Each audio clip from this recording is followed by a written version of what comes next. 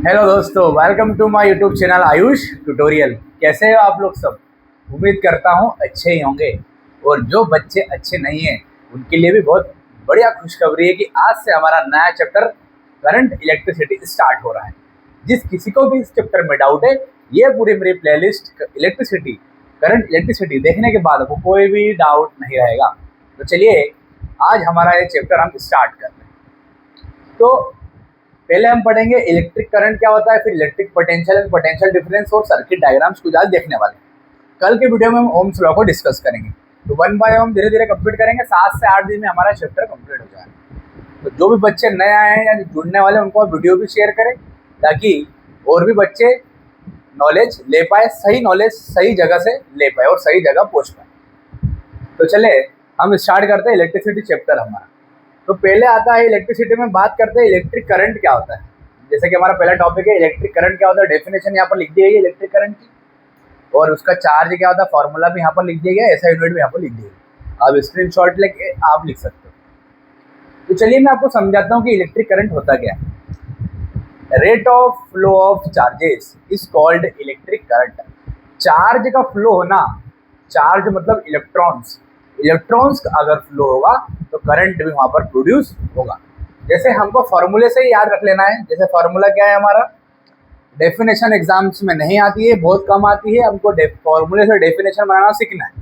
जैसे फॉर्मूला होता है I equal to Q upon T, ये फॉर्मूला है। जब भी जीवन में याद रखना, जब भी नीचे टाइम लग जाए, टी लग जाए, तो डेफिनेशन में हम रेट लिखेंगे। क्या लिखेंगे? रेट। तो rate of flow of charge, ये क्यू क्या है? चार्ज है। चार्ज मतलब इलेक्ट्रॉन प्रोटॉन। तो rate of flow of charge is said to be electric current. इसको क्या बोलते हैं? इलेक्ट्रिक करंट बोलते हैं कि चार्ज का फ्लो होना ही क्या होता है? इलेक्ट्रिक करंट होता है। सपोज क्या इधर करंट फ्लो हो रहा है, इसका मतलब अपोजिट डायरेक्शन में हमेशा कौन फ्लो होगा? इलेक्ट्रॉन फ्लो होगा। इस बात का आप बहुत ध्यान रखें।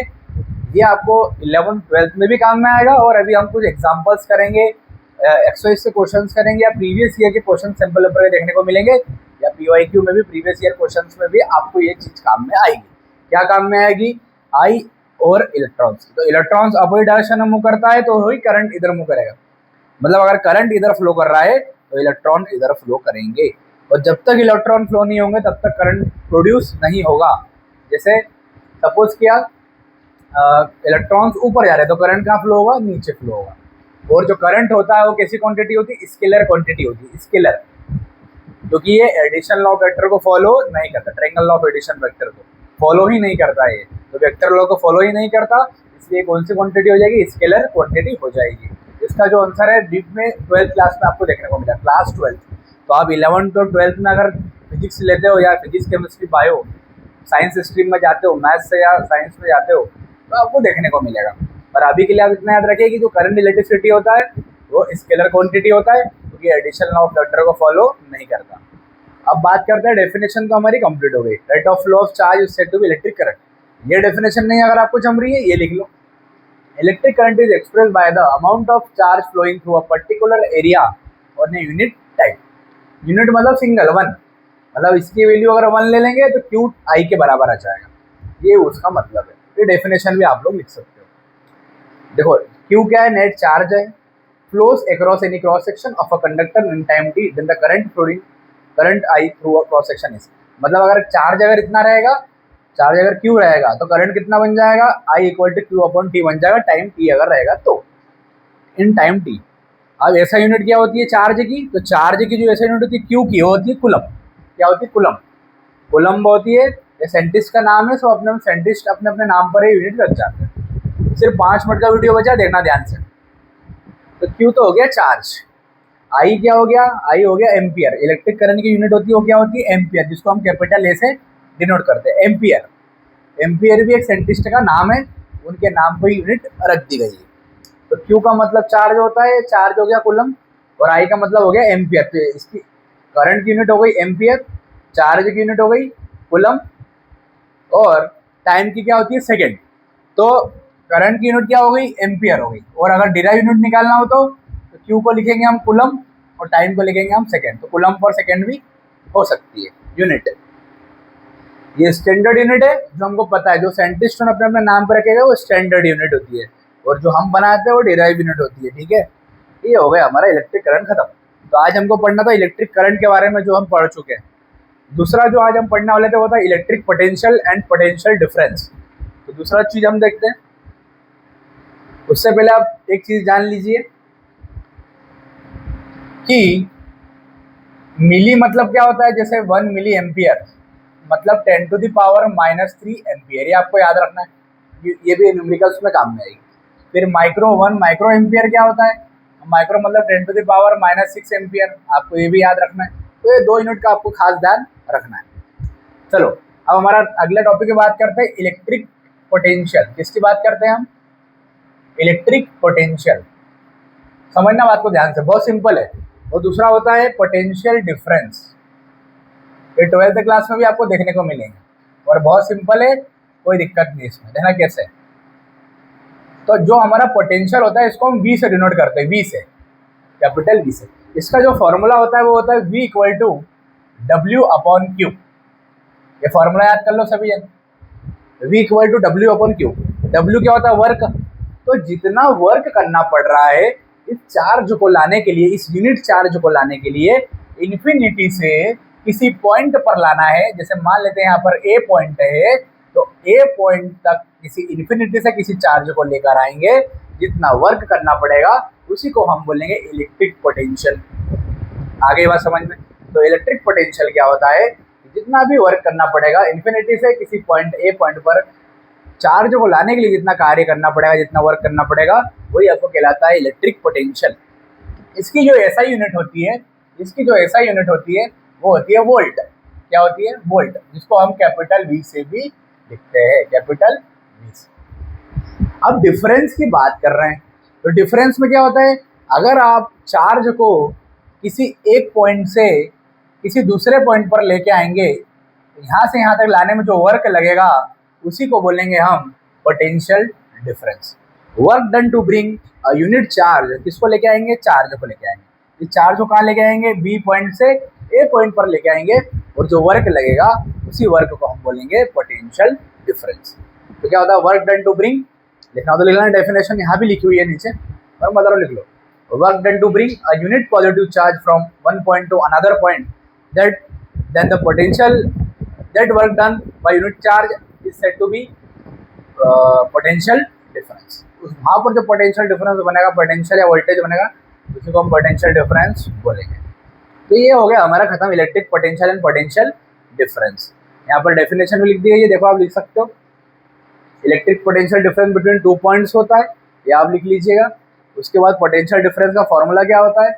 W/Q, ये लिखा हुआ देखो, वर्क डन अपॉन चार्ज लिखा है ना, वर्क डन W/ डिवाइड में चार्ज।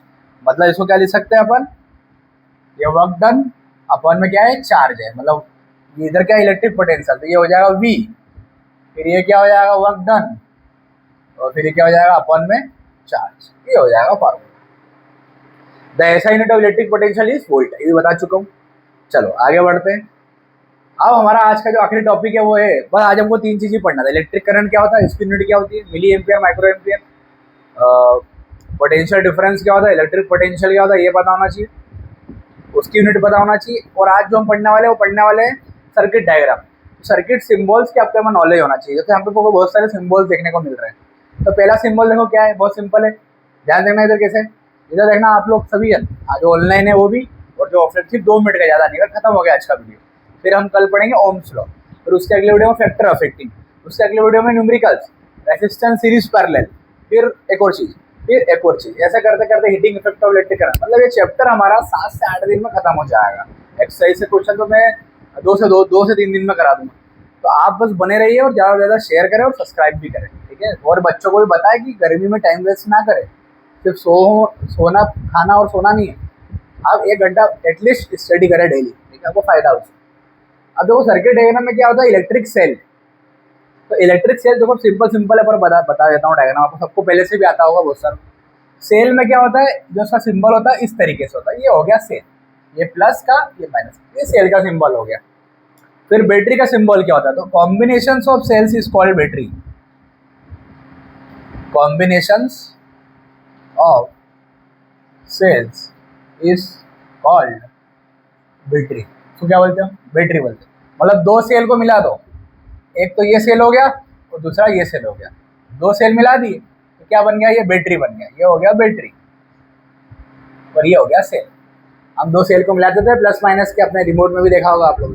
दो सेल को मिलाओ बैटरी बन जाएगा, तो वही होता है कॉम्बिनेशन ऑफ सेल। दूसरा हो गया। तीसरा क्या हो गया भैया? देख लेते हैं यहाँ पे। प्लग की स्विच ओपन। ओपन है मतलब ये ओपन है, ये की बटन है। ऐसे तो एक्चुअल में ऐसा नहीं आता, सर्किट डायग्राम में हमको बनाना पड़ता है। अगर आप प्रैक्टिकल लैब में जाओगे तो इतनी बड़ी की रहती है। तो अभी वो कनेक्शन में उसको पुट नहीं किया, उसको लगाया नहीं गया, अभी ओपन है कनेक्शन, वहाँ पर कोई भी करंट फ्लो नहीं हो रहा है, तो ओपन के लिए ऐसा हो जाएगा। और अगर जैसे कनेक्शन, अगर की को आप लगा, ऐसी की आती है इतनी बड़ी यहाँ से, इसको अगर आप लगा दोगे तो की अगर लगा दोगे, क्लोज कर दोगे, तो इसका डायग्राम ऐसा बन जाएगा। ये हो गया। अब कनेक्शन आपका टाइट हो गया, चालू हो गया। वायर जॉइंट कैसे होते हैं? तो भैया दो वायर को ज्वाइन कर दो, वायर जॉइंट का हो जाएगा। फिर क्रॉस वायर क्या होता है? क्रॉस वायर क्या होगा? जैसे ये वायर है, अब इसके ऊपर से, मतलब वायर जॉइंट में तो क्या है, दो वायर एक दूसरे को टच कर जाएंगे। जैसे एक ये वायर है, एक ये वायर, तो एक दूसरे, या एक ये वायर है, एक ये वायर, ये चारों वायर आपस में टच कर रहे हैं। पर इस केस में क्या होगा? वायर क्रॉसिंग में वायर आपस में टच नहीं करेंगे, तो उसका डायग्राम क्या होगा? उसका डायग्राम ऐसा होगा, ये और ये ऐसे पार करा देंगे। ये जो वायर है दोनों आपस में टच नहीं कर रहे। फिर इलेक्ट्रिक बल्ब का डायग्राम में सबको पता ही होगा। क्या इलेक्ट्रिक बल्ब का डायग्राम? इसका डायग्राम ऐसा होता है, ठीक है। ये हो गया हमारा इलेक्ट्रिक बल्ब का डायग्राम। ये जो है ना, सर्किट डायग्राम एग्जाम में नहीं आएगा। सिर्फ आपको इलेक्ट्रिक करंट का फॉर्मूला याद रखें, इलेक्ट्रिक पोटेंशियल का फॉर्मूला याद रखें। इस चैप्टर में जो इंपॉर्टेंट टॉपिक है वो आपका रेसिस्टेंस इन सीरीज पैरेलल है, उसके न्यूमेरिकल 100% एग्जाम में आएंगे। Heating effect of electric current के क्वेश्चन 100% एग्जाम में आएंगे। इलेक्ट्रिक पावर के क्वेश्चन भी 100% एग्जाम में आएंगे, और 100 से क्वेश्चन अपने करना है। हर चैप्टर से 2-3 क्वेश्चन आने वाले हैं, वो इसी टॉपिक में से आने वाले हैं। अगले चैप्टर में भी बता दूंगा, सोलोनाइड में से आता है, force on a current carrying conductor wire में से आता है। 2 टॉपिक में से 2 क्वेश्चन पक्के हैं, और एक हिस्सा इसमें से आ जाएगा। 3 क्वेश्चन इसमें से आएंगे, 3 क्वेश्चन इसमें से आएंगे। पिछले चैप्टर में 2 बता ही चुका हूँ, और लाइट चैप्टर में भी 3 बता ही चुका हूँ। इससे बाहर एग्जाम में नहीं आने वाला। और क्या चाहिए भैया? आपको पता है कि क्या एग्जाम में आने वाला, आपको पढ़ना है। आधा घंटा रोज पढ़ाई करो और 2 घंटे हमेशा रोज मस्ती करो। उसके बाद आने के बाद आधा घंटा और पढ़ाई करो। इस हिसाब से हमारा 1 से 1.5 घंटे की हमारी पढ़ाई डेली रेगुलर होना चाहिए, इतने में काम हो जाए।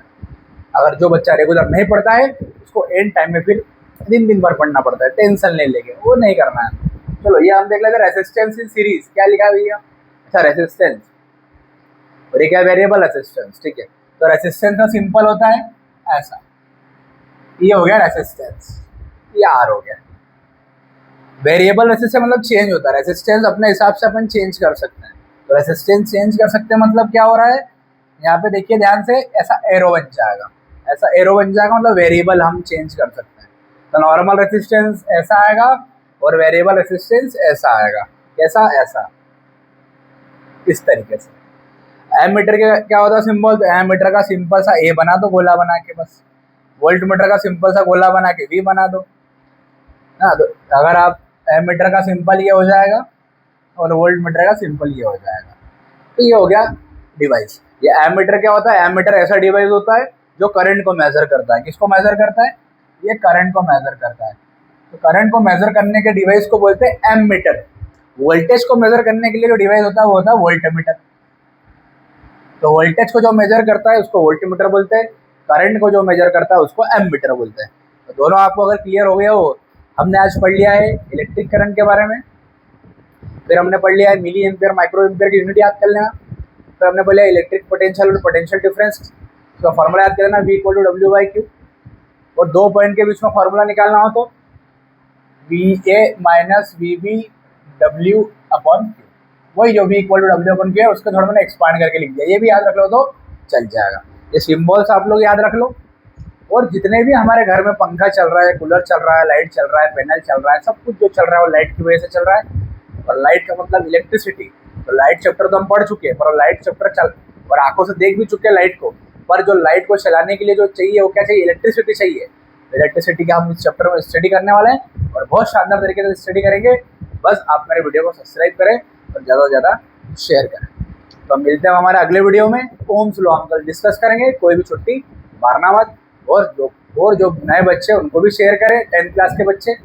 और इसके बाद चारों चैप्टर होने के बाद आपके प्रीवियस ईयर के पेपर भी लगाए जाएंगे नवंबर दिसंबर में। वो 10 से 12 पेपर लगाए जाएंगे, 12th के भी और 11th के भी, और 10th के भी और 12th के भी। 9th 11th आपकी लोकल होती है, और मैं पूरा NCERT आपको करूँगा, टेंशन कोई मत लेना।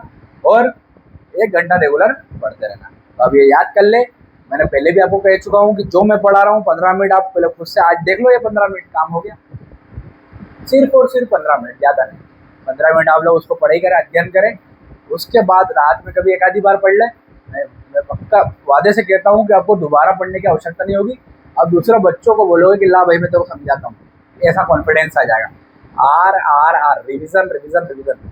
जब तक आप रिविजन नहीं करोगे आपको सफलता नहीं मिलेगी, चाहे वो कोई माइकल एल पढ़ा के चले जाए। जब तक आप खुद से नहीं पढ़ोगे जब तक काम नहीं होगा। जब पढ़ा है खुद से पढ़ लो, एक बार पूरा आ जाए। कोई भी टीचर आपको पढ़ाता है 70% आना चाहिए। 100% कब आएगा? जब आप खुद से पढ़ लो। ठीक है, तो पढ़ो, देखो मत। मिलते हैं हमारे अगले वीडियो में।